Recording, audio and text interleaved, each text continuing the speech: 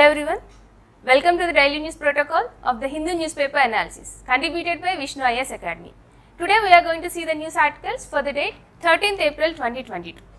Listed are to be the discussed for today. These are the news articles. Now first let's see regarding the Jammu and Kashmir issue and the education related to it. In this scenario, I have come through an analysis and a very nice and very good quotation that is defining the meaning of the education. Let's have a look on that. Destroying any nation does not require the use of atom bombs or use of long range missile. It only requires lowering the quality of education and allowing cheating in the examination by the students. That is the importance of education. And the quotation extends saying that patient dies at the hands of such doctors, building collapse at hands of such engineers, money is lost at the hands of such economists, humanity dies at the hands of such religious scholars, justice is lost at the hands of such judges. The collapse of education is the collapse of the entire nation. That is the importance of education of any nation. If the education is at very standard levels and it is very much nice enough, the standard of that nation will rely on that. Considering the background of education like this, we will see the scenario of education of Jammu and Kashmir. Recently, the Union government has reframed the statehood of Jammu and Kashmir into Union territories. Okay, the Article 370 repealed and the Jammu and Kashmir was divided into two union territories, Jammu and Kashmir and the Ladakh. Jammu and Kashmir with the Legislative Assembly was framed as a union territory. Right, in this scenario, there is a requirement for the union territories to do some developments. The Union Government of India has done such developments regarding the education, in the education sector. There are so much of works were done under the infrastructure of education. Why? Because if infra is well and good, the education will go along with that parallelly and it will get developed and the entire society will get developed with the proper educational standards. So, the Kasturba Gandhi Balika Vidyalayas, nearly 60 such buildings were established recently in Jammu and Kashmir and the schools were solar powered. It is also very important. The renewable energy in this scenario was utilized to develop such schools and buildings. And also Atal Tinkering Labs. Many Atal Tinkering Labs were developed in the schools. What are these? These are nothing but to encourage the students in the areas of innovative techniques. These labs will support the students and they will inculcate the innovative skills in the students and they develop the creative search and creative education and thinking of the students. And also implementation of national education policy. It is came in the year 2020. What is national education policy? It is nothing but the reframing the entire education system. It is in the form 5 plus 3 plus 3 plus 4. Right. So, the implementation of such a national education policy was done in Jammu and Kashmir Union Territory. And also there were under the pre-primary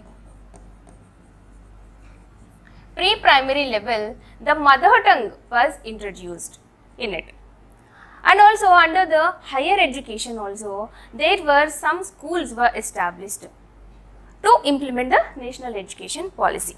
And also the well established IITs and IIMs were also established in the Jammu and Kashmir. And also new colleges, many such, nearly 25,000 seats were increased with the establishment of those new colleges. And also the quotation and the background scenario and inspiration for these developments was nothing but peace, progress, prosperity and people first. Based on these lines, the developments were being done, and also in Jammu and Kashmir, the quality education was being ensured with the academic excellence. And also the Pariksha Pe Charcha 2022 was being conducted excellently. Why? Because the Pariksha, what is Pariksha Pe Charcha here?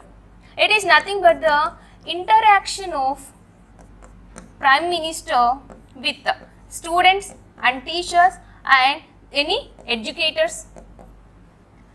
It is a annually evaluation process by which the Prime Minister will interact with them and they will analyze, and the analysis was done very fine, in a very fine way. That was done recently and religiously every year in the Jammu and Kashmir. And also there were so many online services were being developed. Online education was also being developed. Under that, the DigiLocker system was introduced, which is useful to encourage the students and to make the certificates available to the students under the DigiLocker systems. And also student health card scheme was launched recently. Under this, the student health cards were being released to the students. And Samagra Shiksha and under the CAPEX in the year 2021. There was many such infrastructural developments were done under this program also. Like that, many such educational administration and developments were done in Jammu and Kashmir by the Union government. Moving forward, let's see the next news article. President's election. Recently, there was a news that the Indian president's tenure is going to end in this year 2022 in coming July month. In this scenario, let's learn such some scenarios and facts regarding the president and his election. Who is president? He is nothing but the head of the state. We all know all these things. He is the head of the state. He is the first citizen of India. Okay. So, the president is the nominal head of the state. If we can see the office of president, the president post, where we can put the office of post in India. If we can see that the president is the part of the union executive. What is the union executive? Union executive comprises the president, vice president, the prime minister and the council of ministers and the attorney general. You know all these things, right? So, as we know that president is the part of executive, union executive, he captures the essential and crucial role all over the India. So, in this scenario, the election of the post of president brings such importance. So, if we can see that for any election process, we will see that the contesting candidate will nominate initially in that supportive body. So, here also the nomination that has to be filed by the candidate that who are being participating in that contest has to be supported by 50 proposers and 50 seconders. It is a new rule introduced by the Election Commission of India in the year 1974. Why? Because there were some scenarios happened that some non-serious candidates who don't even have any little chance of winning that competition are being applied for these nominations. So, to eliminate such non-serious candidates, the Election Commission has introduced this rule. And also one more point is that these proposers and seconders are eligible to support only one candidate. Only one candidate to contest for the post of president. And also if we can see, move forward, there is an electoral college system for the presidential elections. The electoral college system, nothing but it comprises all the elected members of the two houses, Rajya Sabha and Lok Sabha, in the center, and also all the elected members of the legislative assemblies of states and the legislative assemblies of union territories. So you can remember that all the elected elected members of all the houses at the center and the state level will participate in the election process of the president. Here, if you can see the legislative assemblies of union territory, there are two such union territories, Delhi and Puducherry. Okay, that is the constitution and composition of the electoral college. And next we have to consider the value of vote. Okay, we have seen the members who will vote for the president. These are all the members. But if we can consider the vote value of them, the vote value of MP would be the 708. Why? Because it will be occurred by dividing the population, the entire population with the number of MPs. And like that, for MP it is 708. And for MLA, it will vary. Why? Because we have the different states having different number of populations. So that's why for MLA, there is a formula, entire total number of population and the number of MLAs of that state, and that quotient will be divided by the number 1000 to reduce the numericals, the larger numbers. Okay. So that's how the value of vote of MPs and MLAs will be calculated. And also, if we can see the procedure of voting, procedure of giving the vote, that is nothing but the system of proportional representation by means of single transferable vote. It is a unique system. It is not the process which we impose our vote in normal direct elections. So if we can see here, what happens is the electors will give some preference to the candidates of president. Okay, so depending on that, if the elector has to give preference to, like for say A, B, C candidates, he will give preference 1 to A, preference 2 to B, and preference 3 to C. Another elector gave preference 1 to B and 2 to A and 3 to C. So like that, all the preferences, all the number 1 preferences will be calculated and counted initially. If no member, if no candidate gets majority of with that first preference, then the second preference will considered as 1, eliminating other candidates. So that's how the priority will be transferable to the priority of other candidates which was given as first priority by other electors. Clear? You need not go deep into this process, but it is not the same as we do in a direct election. Here, one more important point is that why the president's election is in a indirect election manner. Why? Because earlier we have seen that he is a head of the state, and also he is the nominal head of the India. The real power will be under the hands of the Prime Minister and the Council of Ministers. So having a view on that, as president is a nominal head, the cumbersome process of conducting the direct elections would require so much of energy, time and efforts and all. After that, after putting all those efforts, we are just electing the symbolic head, the nominal head of the India. So that's why most of the members of the Constituent Assembly had proposed the indirect election process to the president. Clear?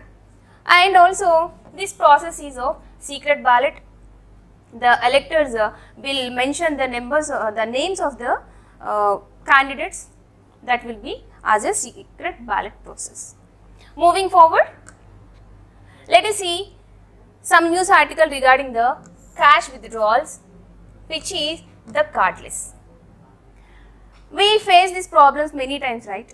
While using the ATM cards, sometimes we will forget the ATM cards to bring it to the ATMs, and also sometimes we will miss our ATM cards, pressurize us, and we will get tensed that our account and our balance will be hacked.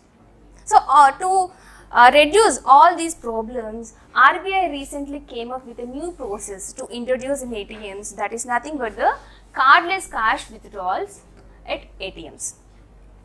Let us see how this process works. It is nothing but this process will work with the UPI process.